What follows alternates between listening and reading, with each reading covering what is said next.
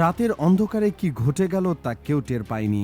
কোনো ঘোষণা নেই, কোনো সাংবাদিক সম্মেলন নেই, এমনকি কূটনৈতিক পথেও কোনো আভাস ছিল না। হঠাৎ করে মধ্যপ্রাচ্যের আকাশে নতুন এক ভয়ঙ্কর ছায়া নেমে এসেছে বলে খবর পাওয়া যাচ্ছে। রাশিয়া তাদের সবচেয়ে মারাত্মক অস্ত্র ইরানের হাতে তুলে দিয়েছে। MiG-29 এবং সুখোই 35, এই দুটি নাম যুদ্ধ বিমানের জগতে আতঙ্কের প্রতীক হিসেবে পরিচিত। এই মুহূর্তে ওয়াশিংটন থেকে তেল আবিব সবখানে জরুরি বৈঠক চলছে, কারণ যা ঘটেছে তা শুধু সাধারণ কোনো অস্ত্র সরবরাহের ঘটনা নয়, এটি পুরো মধ্যপ্রাচ্যের ক্ষমতার ভারসাম্যকে এক ধাক্কায় পাল্টে দেওয়ার এক গভীর ষড়যন্ত্র বলে মনে করছেন বিশ্লেষকরা। গোয়েন্দা সূত্রের খবর অনুযায়ী গত কয়েক সপ্তাহ ধরে ইরানের বিভিন্ন সামরিক বিমান ঘাঁটিতে একের পর এক অচেনা কার্গো বিমান অবতরণ করেছে। স্যাটেলাইট ছবিতে স্পষ্ট দেখা যাচ্ছে বিশাল আকারের প্যাকেজ খালাস হচ্ছে এবং তার চারপাশে কড়া নিরাপত্তা ব্যবস্থা ছিল। প্রথম দিকে পশ্চিমা গোয়েন্দা সংস্থাগুলো ভেবেছিল এগুলো হয়তো মিসাইল সিস্টেম বা ড্রোনের যন্ত্রাংশ, কিন্তু যখন প্যাকেজ খোলা হলো তখন যা বেরিয়ে এলো তা দেখে পুরো গোয়েন্দা জগতে হইচই পড়ে গেল। সেখানে ছিল রাশিয়ার অত্যাধুনিক যুদ্ধবিমান, যেগুলো মস্কো কখনোই বিদেশে রপ্তানি করে না। MiG-29 এর নামটা হয়তো সাধারণত শ্রোতার কাছে সাধারণ মনে হতে পারে, কিন্তু এর ক্ষমতা একেবারেই সাধারণ নয়। এই যুদ্ধবিমানকে ডাকা হয় ডগ ফাইটের সম্রাট বলে। কাছাকাছি আকাশযুদ্ধে এর তুলনা সত্যিই নেই। রাশিয়ান ইঞ্জিনিয়াররা এই বিমান এমনভাবে ডিজাইন করেছে যে এটি একই সাথে 4 থেকে 5টি শত্রু বিমানের বিরুদ্ধে লড়াই চালিয়ে যেতে পারে। এর সর্বোচ্চ গতি ঘন্টায় 2000 কিলোমিটার, মানে মুহূর্তের মধ্যে যে কোনো জায়গায় পৌঁছে যেতে পারে। দুটি শক্তিশালী ইঞ্জিন এই বিমানকে দিয়েছে অবিশ্বাস্য চালন ক্ষমতা।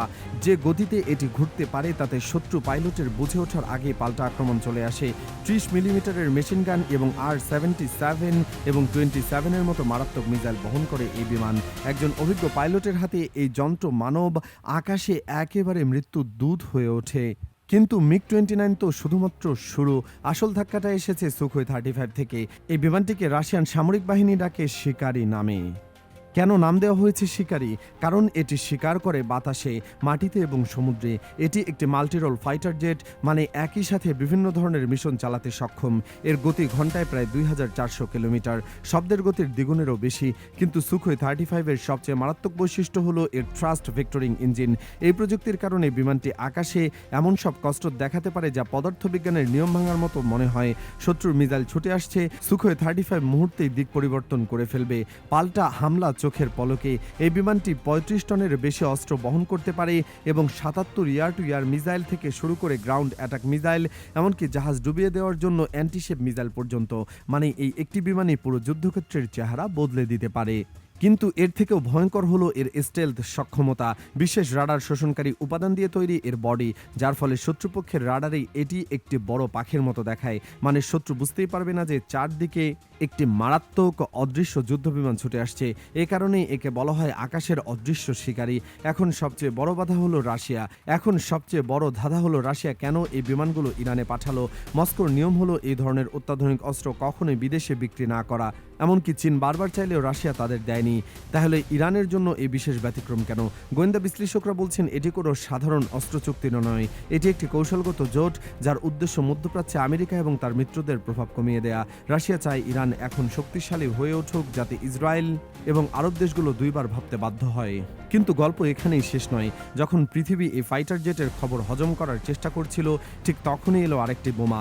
উত্তর কোরিয়ার নেতা কিম জং উন ঘোষণা দিয়েছেন যে তিনি ইরানে পাঠাচ্ছেন তাদের সবচেয়ে গোপন এবং শক্তিশালী নজরদারি ড্রোন। এই ড্রোনের নাম PDRK সিরিজ। এটি উত্তর কোরিয়ার সবচেয়ে বড় সামরিক গোপনীয়তা ছিল। এতটাই গোপনে তৈরি করা হয়েছিল যে আমেরিকার CIA পর্যন্ত এর সম্পর্কে জানতে পারেনি। প্রথম কয়েক বছর এই ড্রোনের ক্ষমতা শুনলে গা শিউরে উঠবে। এটি চুপিচাপে শত্রুপক্ষের আকাশ সীমায় ঢুকে পড়তে পারে, কোনো সতর্কতা ছাড়াই সেখানে গিয়ে তুলতে পারে উচ্চ রেজুলেশনের ছবি, ভিডিও, এমনকি শত্রুর সামরিক ঘাঁটি সম্পূর্ণ ম্যাপিং করে ফেলতে পারে। শত্রুপক্ষের সেনাবাহিনী কোথায় অবস্থান করছে, কোথায় মিসাইল লঞ্চার লুকিয়ে রাখা হয়েছে, কোন পথে সৈন্য চলাচল করছে, সবকিছুর তথ্য সংগ্রহ করতে পারে এই ড্রোন। শুধু তাই নয়, প্রয়োজনে হামলাও চালাতে পারে। কিন্তু DPRK ড্রোনের সবচেয়ে ভয়ঙ্কর ক্ষমতা হলো সিগন্যাল ইন্টেলিজেন্স। এটি শত্রুপক্ষের যে কোনো রাডার সিগন্যাল, রেডিও যোগাযোগ, এমনকি এনক্রিপ্টেড মেসেজও ধরে ফেলতে পারে। যদি কোনো দেশের সামরিক বাহিনী তাদের নিজেদের মধ্যে যোগাযোগ করে, এই ড্রোন এই যোগাযোগে বাধা দিয়ে তথ্য চুরি করে নিতে পারে এবং তারপর সেই তথ্য সরাসরি পাঠিয়ে দেয় সামরিক সদর দপ্তরে। মানে যুদ্ধ শুরু হওয়ার আগে ইরান জেনে যাবে শত্রুপক্ষ কী পরিকল্পনা করছে, কোথায় আক্রমণ করছে, কতজন সৈন্য পাঠাচ্ছে। আরও মজার ব্যাপার হলো এই ড্রোন GPS ছাড়াই চলতে পারে। মানে শত্রুপক্ষ যদি জিপিএস সিগন্যাল জ্যাম করে দেয় বা ব্লক করার চেষ্টা করে, তবুও এই ড্রোন নিজের মিশন সম্পন্ন করে ফিরে আসতে পারে। এই রাজ্যে কৃত্রিম বুদ্ধিমত্তা চালিত নেভিগেশন সিস্টেম বা ভূখণ্ডের মানচিত্র মনে রাখে এবং সেই অনুযায়ী নিজে নিজে পথ খুঁজে নেয়। কিন্তু সবচেয়ে চমকপ্রদ তথ্য হলো এই ড্রোন মাটির নিচের কম্পন পর্যন্ত শনাক্ত করতে পারে। বিশেষ সেন্সর দিয়ে সজ্জিত এই ড্রোন ভূগর্ভস্থ বাংকার, গোপন টানেল, এমনকি মাটির নিচে লুকিয়ে থাকা অস্ত্র ভাণ্ডারও খুঁজে বের করতে পারে। শত্রুপক্ষ যদি ভাবে যে তারা মাটির নিচে লুকিয়ে নিরাপদ থাকবে, তাহলে তারা ভুল ভাবছে। এই ড্রোন তাদের খুঁজে বের করবে। এখন প্রশ্ন হলো, উত্তর কোরিয়া কেন কয়েক মিলিয়ন ডলারের এই ড্রোন ইরানকে দিচ্ছে? আসলে এটা কোনো দান নয়, এটা একটি সামরিক জোটের অংশ। উত্তর কোরিয়া এবং ইরান দুই দেশই পশ্চিমা নিষেধাজ্ঞার শিকার, দুই দেশে মার্কিন চাপের মুখে, তাই তারা একে অপরের সহযোগী হয়ে উঠেছে। গোয়েন্দা রিপোর্ট বলছে এর বিনিময়ে ইরান উত্তর কোরিয়াকে দিচ্ছে তেল, অর্থ এবং মিসাইল প্রযুক্তি। একটা গোপন সামরিক বাণিজ্য চলছে দুই দেশের মধ্যে, যা আন্তর্জাতিক নিয়ম ভাঙছে প্রতিদিন।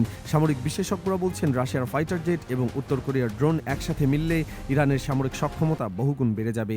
আকাশে থাকবে সুখোই 35 এবং মিগ-29, যারা যে কোনো শত্রু বিমানকে ধ্বংস করতে পারবে। তার উপরে থাকবে উত্তর কোরিয়ার ড্রোন, যা শত্রুর সব গোপন তথ্য সংগ্রহ করবে। এই দুই প্রযুক্তির সমন্বয় ইরানকে দিয়েছে একটা নতুন শক্তি, যা মধ্যপ্রাচ্যের পুরো সমীকরণ পাল্টে দিতে পারে। গত কয়েক সপ্তাহে ইরান বারবার হুমকি দিচ্ছে, তাদের বক্তব্য পরিষ্কার, যে দেশ তাদের দিকে চোখ তুলে তাকাবে সে দেশের পরিণতি হবে ভয়াবহ। ইরানি জেনারেলরা খোলাখুলি বলছেন যে তারা এখন মধ্যপ্রাচ্যের সবচেয়ে শক্তিশালী বিমান বাহিনীর মালিক এবং তাদের কথায় অতিরঞ্জন নেই। রাশিয়ার সুখোই 35 যদি ইরানের আকাশে টহল দেয়, তাহলে ইসরায়েলের F-35 কিংবা রাশিয়ার F-16 এর জন্য ইরানি আকাশ সীমা ভেদ করা হবে এক বিশাল চ্যালেঞ্জ। আমেরিকার পেন্টাগন এবং ইসরায়েলের মোসাদ এখন জরুরি বৈঠক করছে। তারা বুঝতে পেরেছে মধ্যপ্রাচ্যে ক্ষমতার ভারসাম্য হঠাৎ করে ইরানের দিকে হেলে গেছে এবং এটা শুধু অস্ত্রের সংখ্যা নয়, এটা প্রযুক্তি এবং কৌশলের প্রশ্ন। ইরান এখন এমন ক্ষমতা পেয়েছে যা তাদের আগে কখনো ছিল না। ইসরায়েলের সামরিক বিশ্লেষকরা আশঙ্কা করছেন যে ইরান এখন তাদের পারমাণবিক স্থাপনাগুলোকে আরও ভালোভাবে রক্ষা করতে পারবে। আগে যদি ইসরায়েল ভাবত যে তারা চাইলে এয়ার স্ট্রাইক করে ইরানের পারমাণবিক কর্মসূচি ধ্বংস করতে পারবে, এখন সেটা প্রায় অসম্ভব হয়ে গেছে, কারণ ইরানের আকাশে এখন সুখোই 35 টহল দিচ্ছে, যা ইসরায়েলের যে কোনো বিমানকে শনাক্ত করে গুলি করে নামিয়ে ফেলতে পারে। অন্যদিকে সৌদি আরব, সংযুক্ত আরব আমিরাত এবং অন্যান্য আরব দেশগুলো উদ্বিগ্ন।